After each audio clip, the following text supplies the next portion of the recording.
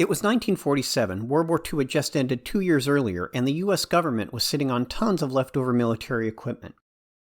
All of the material made for the war effort was for sale, everything from jeeps, rifles, helmets, and even bombers.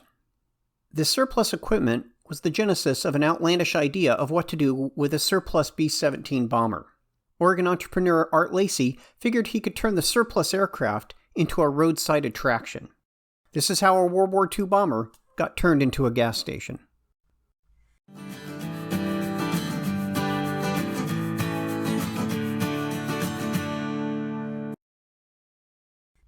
His idea was certainly bold. Lacey had 3 fundamental problems to overcome. 1, the aircraft would cost around $13,000, roughly $180,000 in today's money.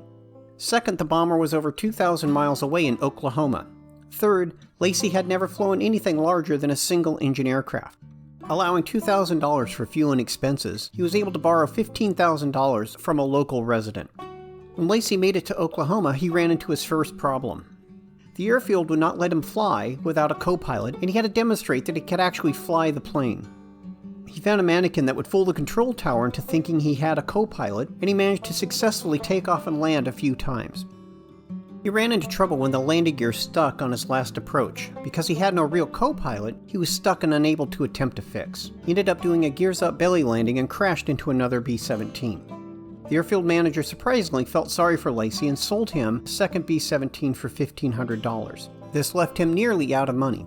Lacey realized he needed a co-pilot and had a friend join him in Oklahoma for the journey home. Without much time behind the wheel of the bomber, Lacey left Oklahoma. With a cruising speed of 150 miles per hour and a range of over 3,000 miles, his first stop was over 1,300 miles away in Palm Springs, California. This trip, of course, was not uneventful. Lacey ran into a snowstorm on the way and had to fly below 1,000 feet to maintain visibility. Following railroad tracks for navigation, his co-pilot kept a keen eye out for tunnels. After a harrowing trip, they made their way to Palm Springs, California. From there, they found their way to Portland after writing a hot check for fuel.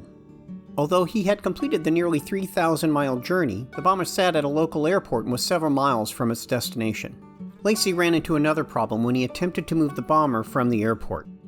The authorities would not grant permission to move the bomber over local roads. Of course, he did not let that deter him. He sat out under the cover of darkness on a Saturday night, using local motorcycle riders as escorts to clear the way and look out for police. Lacey managed to successfully move the aircraft down the 2-lane boulevard to its final destination. The story of Art Lacey and his B-17 bomber, now rechristened the Lacey Lady, represent a bygone era, when someone could, with a lot of ambition and a bit of luck, simply purchase a surplus bomber, fly it halfway across North America, and mount it atop some gas pumps. Sadly, I wish I could say that you could go see the bomber sitting atop the gas station today, but it was removed in 2014 after 67 years as a roadside attraction. The good news is Lacey's bomber is undergoing extensive restoration. I've posted a link in the description below to the B-17 Alliance, a non-profit organization that's currently restoring the aircraft. If you have any stories about the bomber gas station you'd like to share, please feel free to leave a comment. And if you enjoy this video, please like and subscribe.